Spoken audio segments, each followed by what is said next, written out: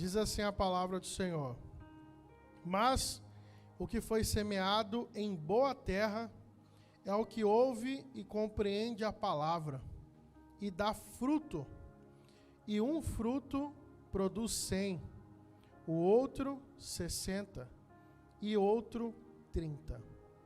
Em Filipenses capítulo 1, versículo 6, diz assim: aquele que começou a boa obra vai completar. Glória a Deus. Irmãos, nós vemos a palavra de Deus, temos que ver a palavra de Deus como uma semente que é lançada no nosso coração. E essa semente lançada no nosso coração, ela é lançada para que haja frutos. E esses frutos alimentem quem plantou e outras pessoas. Glória a Deus. É igual o pé de manga em época, né, irmãos? Ele alimenta só a casa que plantou? Não, né, irmãos? Alimenta quem? Às vezes a rua inteira, não é verdade? É tanta manga que, pelo amor de Deus, o caju da mesma forma. Caju, na época do caju, é absurdo. Eu lembro que lá na casa da minha avó, meu avô brigou com ela e todo dia ele reclamava: pelo amor de Deus, não tem mais nenhum lugar para colocar água nessa geladeira, tanto caju, e era um pé de caju. Mais caju, congelador para todo lado, era doce de caju, era polpa de caju, e ela querendo fazer bolo de caju. Meu avô: eu não aguento mais, pelo amor de Deus. Onde você vai nessa casa, tá cheirando caju, ele falava já fedendo caju, de tanto caju. E a manga da mesma forma. E aí você vê que a palavra de Deus não é diferente. Por quê? Porque a palavra do Senhor, quando você recebe a semente que é a palavra, que vai gerar fé, porque a fé vem pelo ouvir e ouvir a palavra de Deus. Então, quando você recebe essa palavra, você começa a gerar frutos, e esses frutos começam a alcançar pessoas à sua volta. Começa a alcançar a sua família. As bênçãos que você começa a receber já não é só para você, porque é muita bênção. O Espírito Santo é tão abundante em nossas vidas que você começa a abençoar a vida do seu próximo. A palavra de Deus é essa mesma semente. Só que nós vamos falar um pouco sobre como essa semente vai germinar, vai crescer e vai gerar frutos. Irmãos, existem vários solos, né? Para quem já trabalhou um pouco em agricultura sabe disso. Não é qualquer solo que você vai lá, joga a semente e cresce. Tanto é que aqui na palavra do Senhor, aqui falou de solos, né? Que uma foi plantada em solo bom. Então, nós temos que entender que nós temos que preparar o solo. Senão a semente não produz. Antes não se plantava soja em cerrado, né? Quem é da época mais antiga aí sabe disso. No governo militar que começou as pesquisas e desenvolveram a soja no cerrado. Por isso que esse nortão do Brasil não valia nada, era terra podre, que chamava. Não valia nada, não plantava nada, não dava nada. E através das pesquisas que começou no governo militar, eles desenvolveram uma forma de corrigir o solo e começar a plantar soja. Aí o solo que não valia nada, hoje é um absurdo, né? Você não consegue nem comprar. Hoje, para você comprar uma área grande, você precisa de bancos internacionais, bancos chineses, porque o que era podre, o que ninguém queria, virou ouro, né? Você vai ver nos hectares aí, é 200 mil reais um hectare, 100 mil reais um hectare. É absurdo de caro. Então, nós temos que aprender a corrigir o solo, que é o nosso coração, a nossa mente, aonde é lançada a palavra de Deus. A palavra de Deus é lançada aonde? No nosso coração, que representa a nossa mente. Lá em Romanos capítulo 12, versículo 2, diz assim: não vos conformeis com este mundo. Então, uma das formas de você preparar a sua mente é você não se conformar com o mundo, com o curso desse mundo, com as leis erradas desse mundo. E ele diz assim: mas transformai-vos pela renovação do vosso entendimento, para que experimenteis qual seja a boa, agradável e perfeita vontade de Deus. Então, o que nós temos que buscar? Preparar nossa mente. Querer experimentar a boa, a agradável e a perfeita vontade de Deus. Se não, essa semente, se você não entende que essa semente é lançada no seu coração, e você não preparar o seu solo, a sua mente, ela não vai gerar frutos. Ela simplesmente vai secar, vai morrer, porque você não preparou o solo. E o que é preparar o solo? É como eu disse, primeiro, você precisa querer experimentar a vontade de Deus. Como assim, pastor? Como que eu vou aprender, querer experimentar a vontade de Deus? Você tem que falar assim: eu quero ter experiência com a palavra e com Deus. Às vezes, muitas vezes nós seres humanos temos medo, né, daquilo que nós não conhecemos. Só que se você não tiver medo de conhecer a Deus por meio da sua palavra, você vai ver que você vai viver grandes experiências, grandes milagres no Senhor. Só que quando você fica extremamente receoso, por isso que nesse momento de preparar o solo entra uma observação grande. Isso nós vemos muitos pregadores, ensinadores falando daquela religião ruim que trava a sua experiência com Deus. Qual que é a religião ruim que trava a sua experiência com Deus? Aquela religião que te afasta da palavra de Deus. Tudo aquilo que te afasta da palavra de Deus é do homem, não é de Deus. Tudo aquilo que te afasta da palavra do Senhor é invenção do mundo. E tudo aquilo que vem do mundo vai te afastar de Deus. Não vai te atrair para perto do Senhor. Então é muito importante você preparar o seu solo, que é querer ter experiências com Deus por meio da sua palavra. Senhor, você não precisa ter medo. Falar, muitas pessoas veem Deus como aquele que vem julgar, aquele que vem simplesmente brigar com a gente. Não, o Senhor, Ele vem nos alinhar. Assim como um carro precisa do alinhamento, como que você sabe que um carro ele precisa do alinhamento? Quando você está andando em linha reta, com o volante torto. Né? Quem já andou assim já sabe como que é, né? Você está com o volante assim, na diagonal, e o carro está reto. O que está precisando ali? Alinhamento. Alinhamento e balanceamento. Então, nós temos que entender que quando nós buscamos essa vontade, primeiro tem que vir nossa de buscar a Deus. De buscar a palavra do Senhor. Romper o medo de ficar do mesmo jeito. É como antes, quando foram testar os solos. Quantas pessoas que tinham as suas chácaras ou fazendas e não quiseram, né, no começo, testar o solo para poder plantar outras coisas? Quantos não quiseram por medo?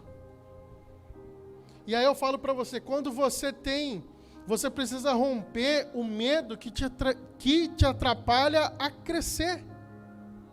Glória a Deus. E às vezes não é algo simplesmente para todos verem, é algo pessoal, algo seu. Você tem que romper esse medo.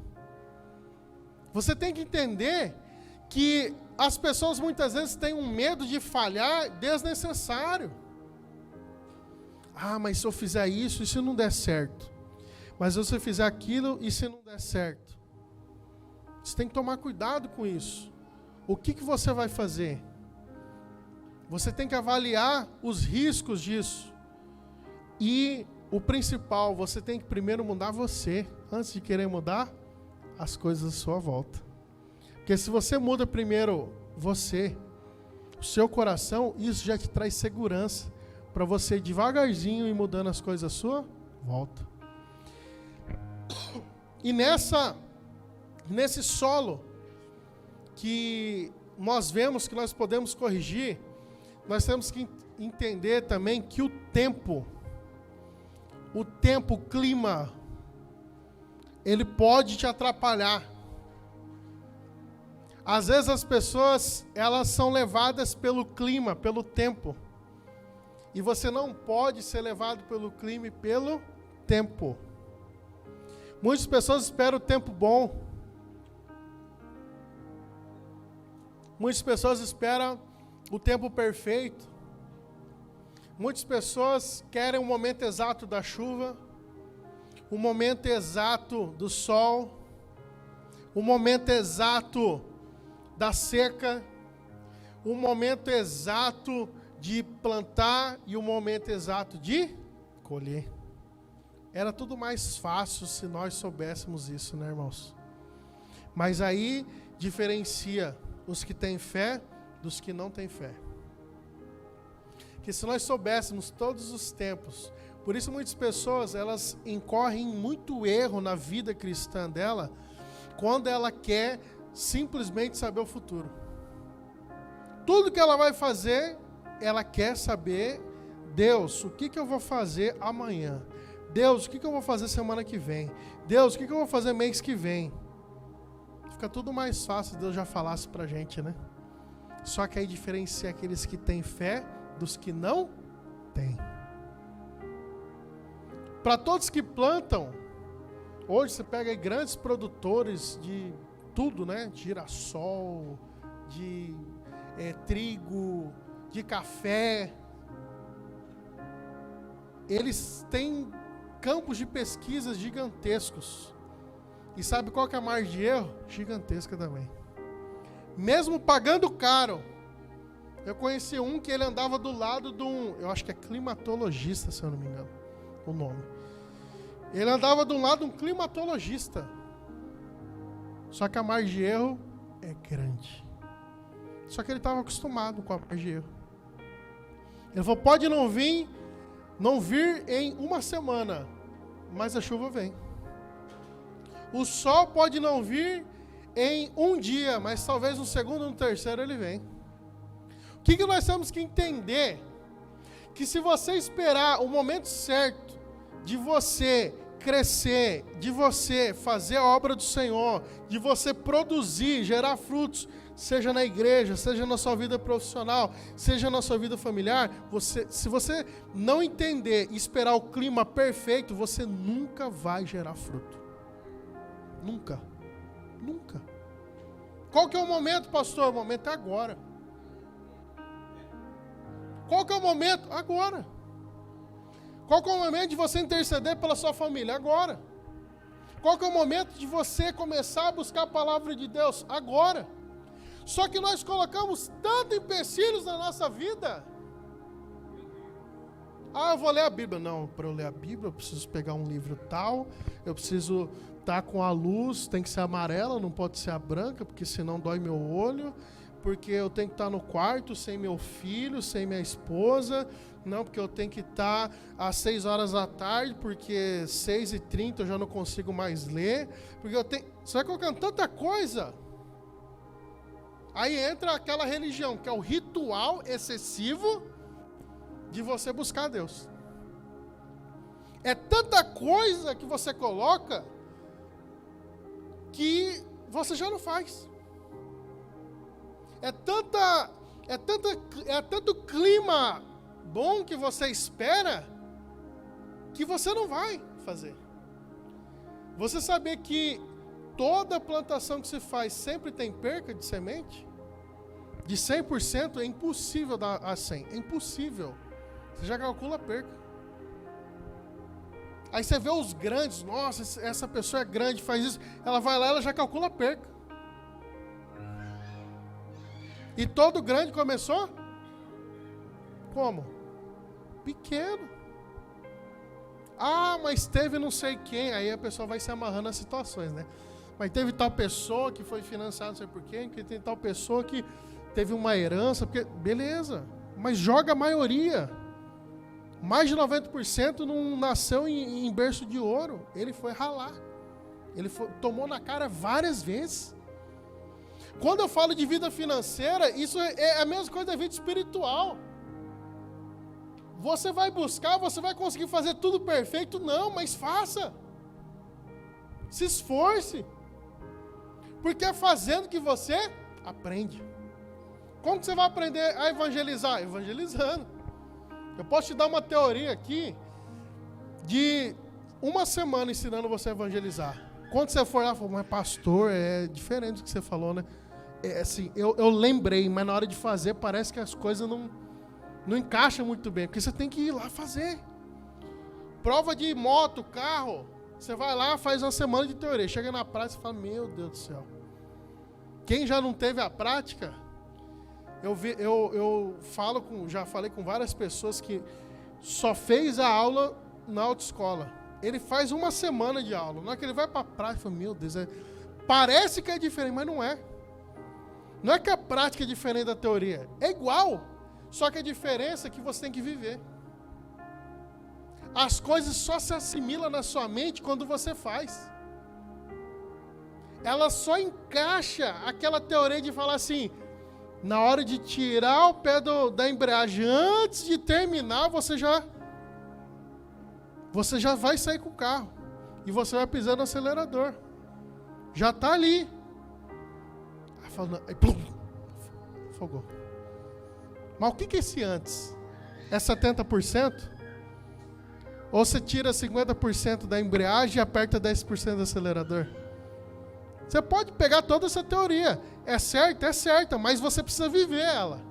Assim é a palavra de Deus. As teorias são ótimas, você precisa da teoria. Não é que a teoria não vale nada, vai lá viver. Não, isso é mentira. Você precisa da teoria. A teoria é super necessária, só que se você não praticá-la, nada vai acontecer. Você pode fazer um ano de teoria sobre como dirigir um carro.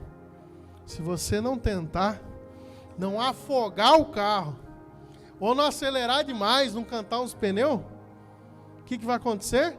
Você nunca vai aprender. Por quê? Porque uma coisa é ligada na outra. E muitas pessoas que deixam a teoria e vai só para a prática, ele começa a criar o quê? Vícios. Sabia que muita gente que reprova, isso aí eu vou ajudar a muita gente a partir de hoje vai começar a usar esse migué para falar por que reprovou na aula, na prova da autoescola. Mas eu vou dar esse chá para vocês. Muita gente que sabe dirigir, sem teoria, ele não passa na prova. Não passa. Por quê? Criou vícios. Porque a pessoa fala assim, teoria não vale nada. Eu tenho vivência, eu tenho prática. E ele abandona a teoria. Quando ele vai fazer a prova, eu conheci alguns. A maioria dos que eu conheci não sabia dirigir mesmo. Mas muitos sabiam dirigir muito melhor do que eu. Eu também não sei dirigir muita coisa, não. É vícios. Por quê? Coloca a mão na janela. Não é verdade? Aí chega lá, ele é acostumado a, quando está na descida, colocar no ponto morto. Não pode? Proibido. Na banguela, né? Deixa ali, vai indo. Não, fica mais gostoso o volante. Aí, tem gente que vai, ele não gosta de frear, ele mete na marcha reduzida. É vício. Outros que gostam de pegar o tempo de velocidade, ao invés de apertar na embreagem, isso aí é para poucos, né, irmão? Isso aí é só porque eu sou um pouco MacGyver nisso aí. Na hora que o carro está em velocidade, você não precisa apertar a embreagem para passar a marcha. A maioria não sabia disso, né? Porque ele tem um time, um tempo ali, que ele fica exatamente no espaço e não engasga. Você, Só que tudo isso é vivência, experiência. Na hora que você for para a prova, vai acontecer o quê? Vai reprovar. Onde que eu quero chegar com isso? Da mesma forma, a nossa caminhada cristã. Você tem que tomar cuidado com os vícios. Porque eu já sei. Porque eu já tenho tantos anos de evangelho, porque eu tenho tantos anos de igreja, que eu já tenho tantos anos de evangelismo. As coisas mudam e você precisa atualizar também. Não é verdade? Existe aquele computador, eu lembro quando o primeiro computador que veio lá em casa, Windows 98. Para ligar o computador era 1 hora. Você ficava na expectativa assim, passando a mão. Meu Deus, vai ligar. Carregando. 1 hora. Só que passava 1 ano, você tinha que atualizar. Por quê? Um monte de coisa não funcionava nele. Já não funcionava direito, né? Mas se não atualizasse, um monte de coisa não funcionava nele. Da mesma forma, a nossa vida cristã, você precisa se atualizar. E a palavra de Deus é aquela que se renova a cada manhã. Se você não se atualizar, independentemente do seu tempo, vai existir pessoas com menos tempo de fé do que você e vai estar muito na sua frente, porque ela atualizou o HD dela. Ela atualizou o coração, a mente dela com o Senhor, com a palavra. Glória a Deus. Então nós temos que entender que todo momento nós precisamos buscar melhorar. Porque quando você busca atualizar, melhorar, você começa a ter mais armas para enfrentar o tempo ruim, o clima ruim. Glória a Deus. Sabe por quê? Irmãos, quem planta, e aqui eu já quero finalizar por orar por vocês, quem planta, ele precisa entender que todo ano a chuva ou vem antes da previsão, ou vem depois. E quando ela vem no dia da previsão, é novidade, porque nunca vem. Pega todo mundo de surpresa. O tempo do sol, que vai vir no sol, que é quando vem o sol, é o momento do pessoal colher. Ou ele vem depois da previsão, ou ele vem antes. Quando vem no dia da previsão, é surpresa. Fala, meu Deus, olha só, bateu a previsão dessa vez. 3, 4 anos, 10 anos que não bate a previsão, agora bateu. É novidade. Então você precisa entender que quando você se atualiza com a palavra, com o Senhor, diariamente, semanalmente, mensalmente, o sol pode vir antes, pode vir depois, mas Deus vai estar com você para você plantar. A chuva pode vir antes ou pode vir depois, mas o Espírito Santo estará conosco para a gente aprender a colher. E quando o Senhor está conosco, quando nós estamos prontos com humildade para obedecer, para trabalhar na obra do Senhor, para trabalhar em todas as áreas, você vai perceber que sempre a colheita virá. E o fruto vem como?